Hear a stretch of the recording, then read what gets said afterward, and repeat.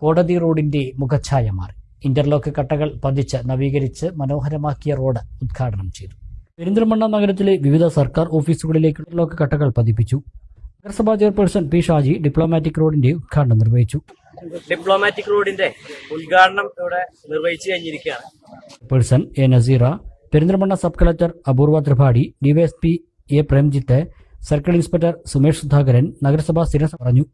ഈ റോഡ് മണ്ണാർക്കാട് പട്ടാമ്പി റോഡുകളെ ബന്ധിപ്പിക്കുന്ന ഈ റോഡ് അതിപുരാതന കാലം മുതൽ ഉണ്ടെങ്കിൽ കൂടിയും എല്ലാ കാലത്തും ജീർണാവസ്ഥയിലാണ്. കാൽനട യാത്രക്കാർക്ക് പോലും വളരെയധികം പ്രയാസമേറിയ ഒരു റോഡായിരുന്നു ഇന്ന് വരെ ഈ റോഡ്. ഇന്ന് പെരിന്തൽമണ്ണ പട്ടണത്തിന്റെ മുഖച്ഛായ മാറ്റാൻ ഉതകുന്ന രീതിയിൽ തന്നെ ഈ റോഡ് ഇന്റർലോക്ക് പതിച്ച് അതിമനോഹരമാക്കിയിരിക്കുന്നു പെരിന്തൽമണ്ണ മുനിസിപ്പാലിറ്റി.